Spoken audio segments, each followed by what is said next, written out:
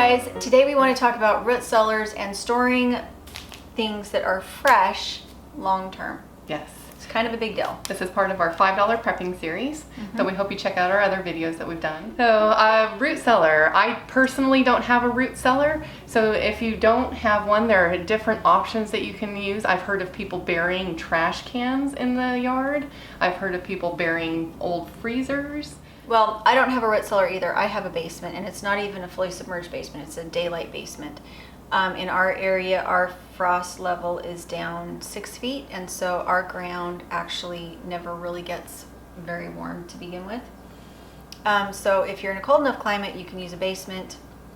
And yes, you can use a box with sand in it if you're doing things like carrots. Carrots like to stay moist, and by packing them in sand, you help that moisture content. If you're going to do carrots, you need to leave some at the top on.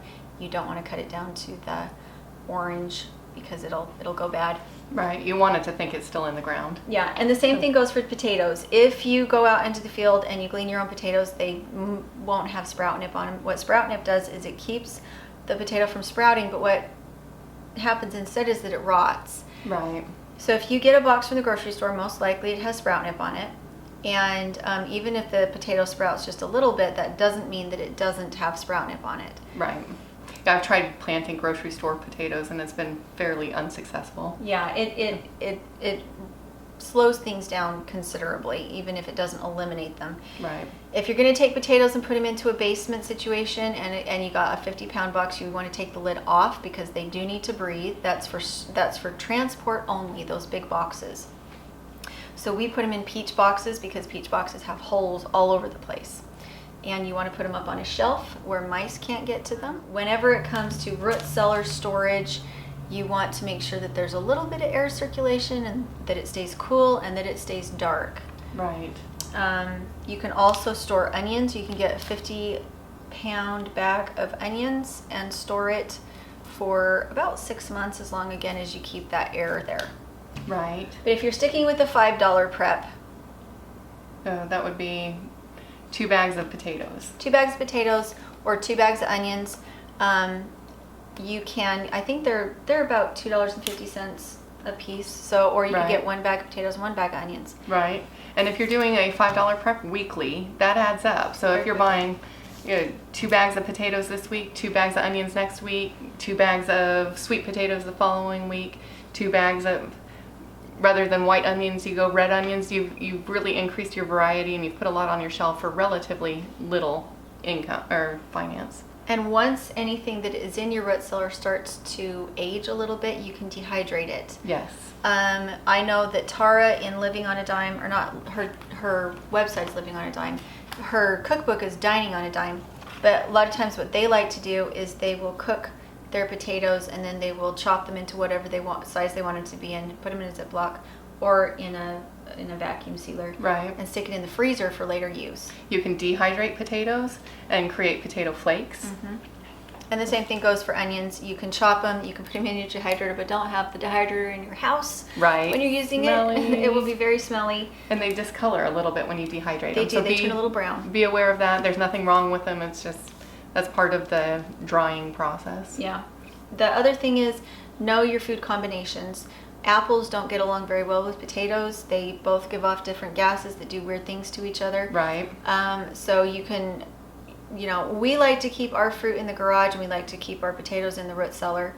And the nice thing about being on a homestead or having animals is that as things go bad, you can feed them to the animals. We do that a lot with apples. We do it a lot with potatoes. We cook them all together, feed them to the pigs, and it works really well. If you don't have that, you might want to buy things in smaller boxes and make sure you're sorting through things quickly. Right. If something is soft, it doesn't mean it's bad. You can cut up an apple and add it to oatmeal. If it feels slightly soft and you don't want to eat it fresh, that doesn't mean that you can't use it. Right. So, and same thing with potatoes. Just because it started to sprout and look a little old does not necessarily mean it's bad. Yeah. So, and with any food storage, we highly recommend that you eat what you store what you eat, and rotate. Yeah. So it does you no good to store some food that you won't eat or your family hates. That's just like throwing money in the trash can. So the more recipes you have on hand, the better you can facilitate your food storage, especially with something that is not shelf stable, that in 6 months is going to go bad. Yes. There's a lot of foods that when we initially tried to grow them, we didn't like them on the homestead, and we had to find different recipes in order to be able to eat what we were growing. Squash is one of those big things for a lot of people. A lot of people don't like winter squash, even though it stores really well in your root cellar. But you can make pie. You can add it to add it to everything. Yeah. You can pretty much make anything with it that you could use like a sweet potato for. And if you're not in a warm region where you can grow sweet potatoes, you should be growing winter squashes. You should be purchasing them and keeping them in your root cellar to use because it adds huge variety to your winter diet. We love squash. Yeah. And recommend doing both the summer squash and the winter squash. Yeah. That way you've got that long term. Yeah, exactly. So summer squash in the summer, it doesn't store, but you can put it in the freezer. Mm-hmm. Winter squash stores through the winter, as long as, you kind of want to rotate them and check them and make sure they're not getting soft.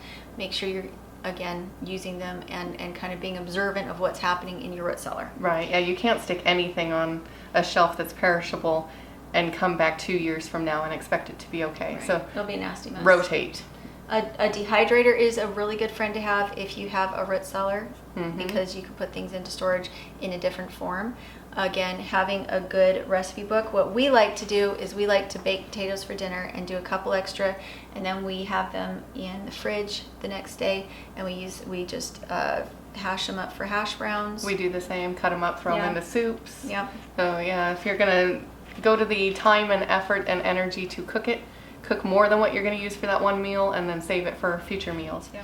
And during the years when we are not growing everything, we go to local farmers or farmers markets. And again, when we buy onions, we buy it in like a 50-pound bag, and it lasts us for the rest of the year. And then we dehydrate it. When we buy potatoes, we actually buy 600 pounds of potatoes at a time that has not been sprout nipped. And then we just make sure to store it through it. It really, really, really matters what kind of box you store them in, though. You can't store them in potato boxes. Peach boxes work really well for potatoes, and then what they'll do is they'll shrivel up and they'll sprout rather than rotting. If they can't get enough air down into the bottom of that box, there's too much moisture, they will rot. So if all you have is cardboard boxes, you need to cut more holes on every space so that you can get enough. You can use plastic bins and cut holes in them. Mm-hmm. But it needs to have air circulation. Yeah, air is important. But not light. Air, light, and temperature, all important when you're storing these types of goods. Exactly. So we did want to talk a little bit about gleaning.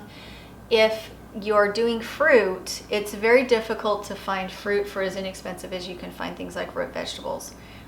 So if you don't have a fruit tree, look around the neighborhood. It doesn't matter if they have wormholes in them. You can still can with things that have wormholes in them. You can make fruit leather with things that have wormholes in them. You can feed it to animals. It's just about the skill. It's not that there's something wrong with the food. Right.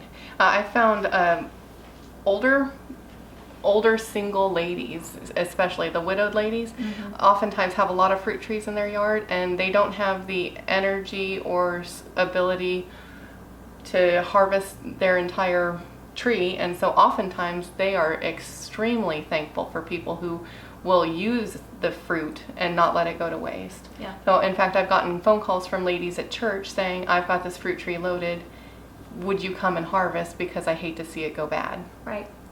Yeah. And it's a blessing for you because you can be part of a community. You can go visit with her. Yeah. We have friends that we started friendships because of a fruit tree. And I don't know. I think it helps bring your community together when you can do that kind of sharing back and forth. I agree. Yeah. All right. So we do recommend this book if you're not familiar with cooking from scratch. If you're not familiar with using root storage food, it makes a big difference having the right recipe, and everything in this is from scratch. I know a lot of people, a lot of moms in particular, that maybe had a working mom so that they didn't learn how to cook. They don't realize that the $12 bag of hash brown potatoes in the freezer section would have bought them a 6-month supply of potatoes in a box. Yep. And so if you're one of those moms and you feel like you're kind of adrift a little bit, you don't really know what you're doing, you might want to let Tara be your surrogate mom. Yep. And teach you how to do that kind of stuff. I highly recommend this cookbook. It is just wonderful as far as frugality, time and energy. Yeah, So it's a Tara, good one. she's chronically ill, and so every one of these recipes is something that you can quickly and easily produce. And then you can put it in the freezer.